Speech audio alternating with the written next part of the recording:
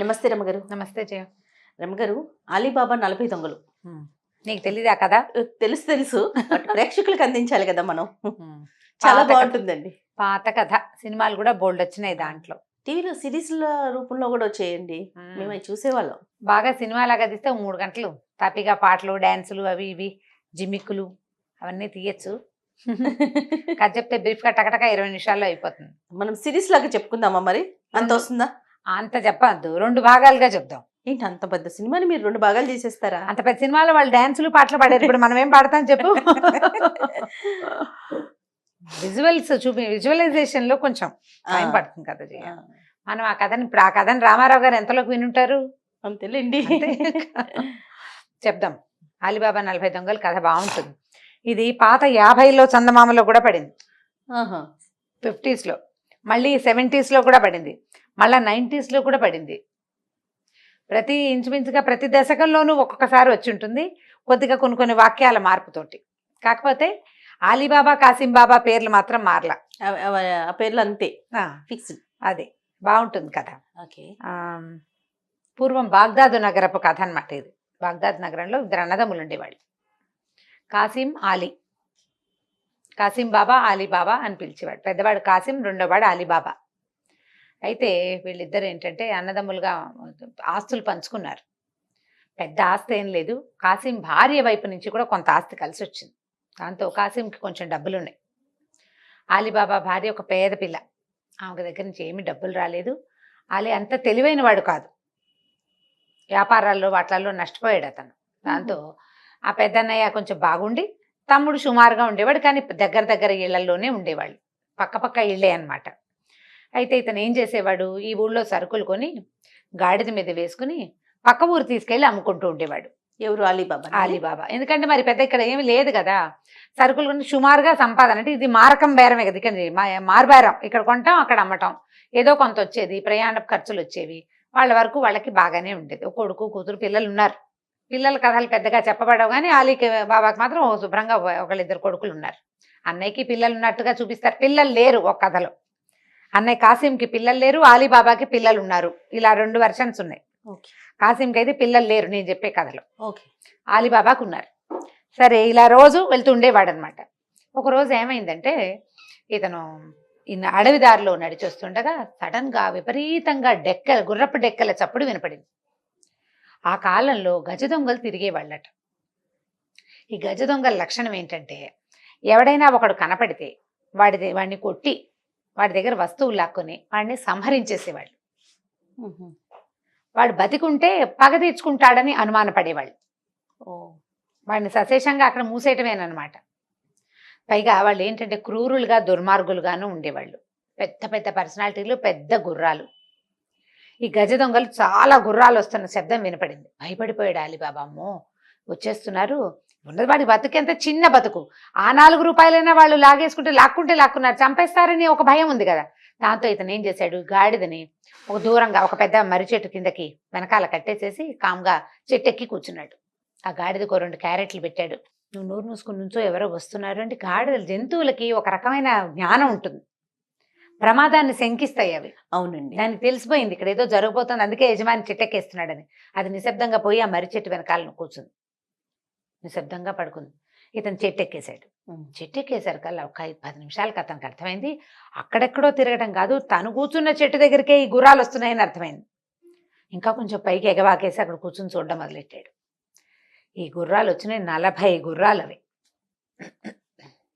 40 గుర్రాల మీద 40 మంది జమాజెట్టి లాంటి మనుషులు ఉన్నారు. బ్రహ్మాండంగా ఉన్నారు.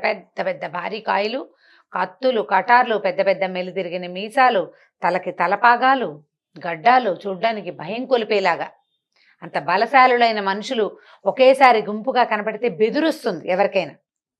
మహాబలశాలు, గొడ్డళ్ళు, పెద్ద పటకా కత్తులు ఉన్నాయి నడుములకి. గుర్రాలు కూడా మంచి బలిసి దిట్టంగా ఉన్నాయి. సరిగ్గా మర్రి చెట్టు కిందకు వచ్చాయి అన్ని.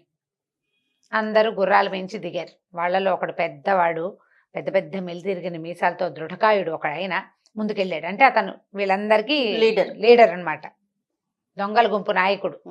మిగిలిన వాళ్ళంతా గుర్రాలు దిగి ఏదో హాహా నవ్వుకుంటూ మాట్లాడుకుంటూ వెళ్తున్నారు. అక్కడ ఎక్కడైతే మర్రి చెట్టు ఉందో దాని దగ్గర ఒక కొండ లాంటిది ఉంది, చిన్నది, ఒక మాదిరిగా ఉంది. అదేం పెద్ద కొండ కాదు, ఒక మాదిరి కొండ. పర్వాలేదు, కొండ రాయిలాగా ఉంది, ఒక రాయి అంతే. అక్కడికి వెళ్ళి నుంచుని అతను పిలిచాడు అనమాట. తెరుచుకో నువ్వులు అని చప్పట్లు కొట్టాడు. కుల్జా సిమ్ సిమ్ అన్నాడు అనమాట. ఇది 50లో ఉన్న చందమామలో నువ్వులునే ఉంది, అందుకే అది చెప్తున్నాను. తెరుచుకో నువ్వులు అని చప్పట్లు కొట్టాడు. చూస్తూ ఉండగానే ఈ రాయి ఇట్లా పక్కకు జరిగిపోయింది. లోపలికి వెళ్ళడానికి ఒక ఆసరా కనిపిస్తోంది అనమాట. వీళ్ళంతా లోపలికి వెళ్ళారు. ఏవో సంచులు పట్టుకొచ్చారు, ఈ గుర్రాల మీద ఉన్నాయి సంచులన్నీ దింపుకున్నారు. అన్నీ పట్టుకుని వెళ్ళి లోపల పెట్టేసుకున్నారు. కాసేపు అయ్యాక బయటకు వచ్చారు. మూసుకో నువ్వులు అని చెప్పాడు. ఆ రాయి అలా మూసుకుపోయింది. వీళ్ళంతా చక్కగా గుర్రాలు ఎక్కి వెళ్ళిపోయారు. అలీబాబాకి ఏమర్థమైంది, వీళ్ళు ఎక్కడి నుంచో సొత్తు దోచుకొచ్చారు, అవే ఆ బరువైన మూటలు. అదేదో తిండో గోధుమలో పెసలో నువ్వులో కాదవి, ఖచ్చితంగా డబ్బు లేదా నగలు. ఈ తెరుచుకో నువ్వులు అనగానే కదిలిందే రాయి, ఆ లోపల ఏదో గుహ ఉంది. ఇతనికి అర్థమైంది. వీళ్ళు అందులో పెడుతున్నారు. వాడు అన్నదేమిటి, తెరుచుకో నువ్వులు మూసుకో నువ్వులు అన్నాడు, అంతే కదా. సరే ఏం చేశాడు, వీళ్ళంతా వెళ్ళిపోయేదాకా ఉన్నాడు.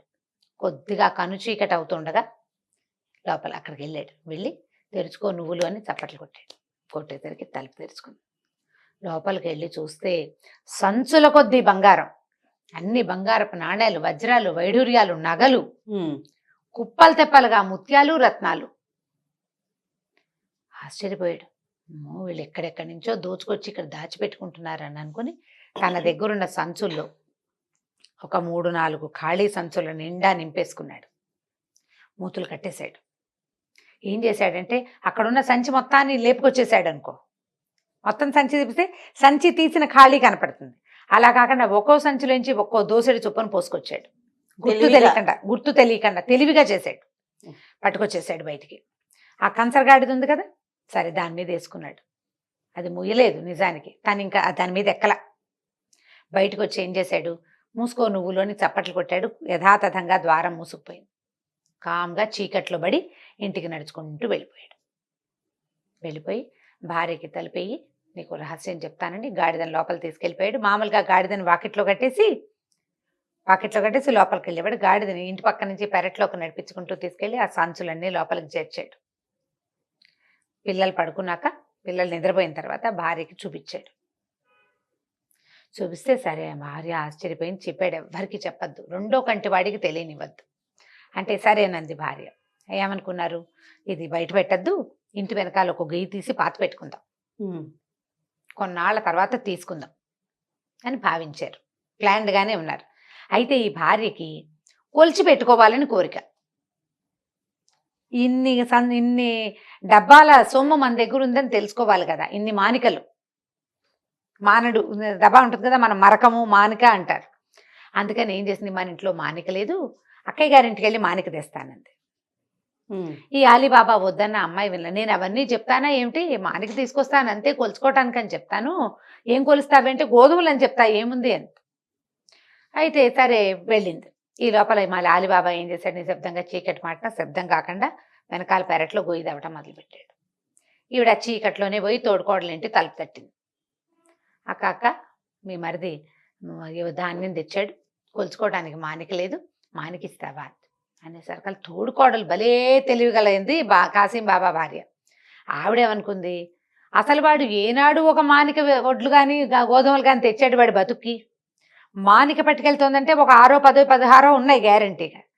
ఏం వస్తువు తెచ్చాడో మరిది తెలుసుకుందాం అనుకుని ఏం చేసింది, అడుగునంత చింతపండు దానికి అంటించి ఇచ్చింది. దాని తెలివి చూడండి. ఏం వస్తువో, వాళ్ళు కొలిచింది ఏం వస్తువో తెలుసుకోవాలి.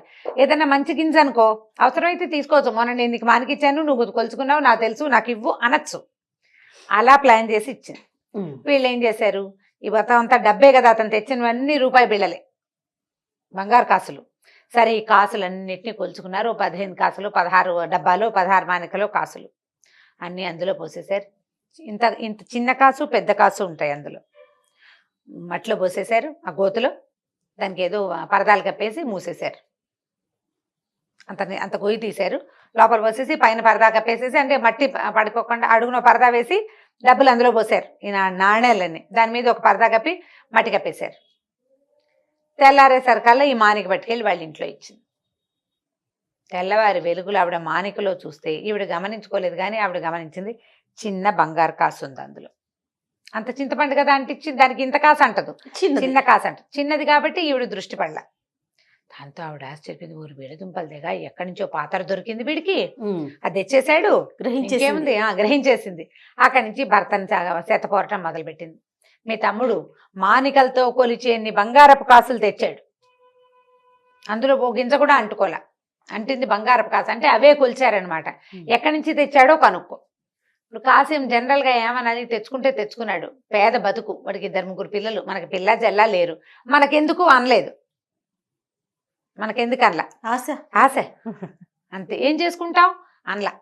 అనకుండా ఏం చేశాడంటే తమ్ముడి దగ్గరికి వెళ్ళాడు, తమ్ముడిని పీడిచ్చాడు బాగా, పదే అడిగాడు, నువ్వు ఎక్కడి నుంచో తెచ్చావు, అమ్మా నాన్న నిన్ను నాకు చెప్పారు, నీకు ఏదైనా దొరికితే నాకు చెప్పవా అన్నాడు. తమ్ముడు చచ్చి చెడి సంపాదించుకుని దేవుడా అని తింటుంటే ఒక్క ముద్ద పెట్టలేదు, కానీ వాడు సంపాదించుకుంటుంటే వీడికి కావాలి, ఆశ వచ్చింది. ఇక బాగా పీడిచ్చేసరికల్లా ఏం చేశాడు ఈ అలీబాబా, ఫలానా చోట ఫలానా అడవిలో ఆ చోట మర్రి చెట్టు కింద ఒక రాయి ఉంది కదా, అక్కడ ఇట్లా చెప్పాలి, అక్కడ డబ్బు బంగారం దొరుకుతాయి, అవి తెచ్చుకోవచ్చు అని చెప్పేసరికల్లా ఇంక వీడు వెళ్ళిపోయాడు. మర్నాడు వెళ్ళిపోయాడు. ఆశ కొద్దీ బాగా మూటలు నింపేసుకున్నాడు, 4 మూటలు నింపేశాడు, అన్ని నింపేసేసుకుని వెళ్ళేటప్పుడు తెరుచుకో నువ్వులు అన్నాడు. తలుపు తెచ్చుకుంది, లోపలికి వెళ్ళాడు, అన్ని నింపుకున్నాడు ఈ కాసిం. నింపుకున్న తర్వాత ఏమైంది, ఎక్సైట్మెంట్, అంత డబ్బు ఒక చోట చూసేసరికల్లా ఆ నువ్వుల పేరు మర్చిపోయాడు. అయ్యో, లోపల ఉండిపోయాడు. మూటలు కట్టి పెట్టాడు, గుమ్మం దగ్గరే పెట్టాడు. మనం ఒక చోటకి వెళ్తున్నామంటే అవి ఎక్కడో పెట్టాం కదా, మనతో పాటే గుమ్మం దాకా తెచ్చాం, తలుపు తీయాలి, తలుపు తీయడానికి తెచ్చుకో పప్పు అన్నాడు. పప్పు కాదు, పెసరపప్పు కాదు, గోధుమలు కాదు, మెంతులు కాదు, ఆవాలు కాదు, నువ్వులు అనాలి. ఆ ఒక్క నువ్వులు కూడా గుర్తురాలి, ఆ పదం గుర్తురాలి అతనికి. ఇక తెరుచుకో గోధుమలు, తెరుచుకో పెసలు, తెరుచుకో ఇది, ఏమన్నా సరే ఆ తలుపు తెరుచుకోవాలి. పర్టికులర్ వర్డ్ అంటే కదా తెరిచేది. లోపల ఉండిపోయాడు. ఇంతలో దొంగలు వస్తున్న శబ్దాలు వినపడ్డాయి. బెదిరిపోయాడు, వచ్చేస్తున్నారు వీళ్ళని. ఆ సంచులు అక్కడే వదిలిపెట్టేసి వెళ్ళిపోయి వెనకాల పెద్ద మూటల వెనకాల దాక్కున్నాడు వెనకాల మూటలు అక్కడే వదిలేసాడు. మరి భయానికి ఆలోచన ఉన్నవాడైతే అసలు నువ్వులు మర్చిపోయేవాడు కాదు, అది ఆలోచన ఉన్నవాడైతే తమ్ముడిని సాయం తీసుకుని తెచ్చుకునేవాడు. వాడికి ఆలోచన లేదు, తొందరపాటు, ఆశ, ఆ రెండే ఉన్నాయి. ఈ దొంగలు లోపలికి వచ్చేసారు. వాళ్ళు మామూలుగా యథావిధిగా తెరుచుకో నువ్వులు అన్నారు. తలుపు తీసేశారు కల్లా రాయి జరిగేసరికి లోపల ఎవరివో 4 సంచులు మూటలు వీళ్ళకి కనపడ్డాయి. అంటే ఎవడో వచ్చాడనమాట లోపలికి. అటు ఇటు చూశారు, వెతికారు. అది ఎంత గుహ వాళ్ళకి తెలుసు, పైగా వాళ్ళ సొంతది. వెతికి ఈ లోపల ఉన్న కాసిం చూసి 2 ముక్కలుగా నరికేశారు అతన్ని. మిగిలినవన్నీ ఈ మూటలన్నీ ఎక్కడక్కడ సర్దేశారు అని చెప్పి ఈ డెడ్ బాడీని అక్కడ వదిలిపెట్టి వెళ్ళిపోయారు. తర్వాత ఏం జరిగిందో వచ్చే భాగంలో తెలుసుకుందాం మనం. చాలా బాగుంది రమ్మగారు, మంచి ఇంట్రెస్టింగ్ గా ఉంది. పిల్లలకి చెప్తానికి కూడా కొత్త సిరీస్ కదా, ప్రెజెంట్ అయితే ఎక్కడ నాకు తెలిసి రన్ అవ్వట్లా, ఈ మధ్య లేదు. రైట్ అమ్మగారు, నెక్స్ట్ భాగంలో మళ్ళీ విందాం. అలాగే, నమస్తే జయ. ఈ వీడియో కనుక మీకు నచ్చినట్లయితే లైక్ చేయండి, షేర్ చేయండి. మరిన్ని వీడియోస్ కోసం మా ఛానల్ని సబ్స్క్రైబ్ చేసుకోండి.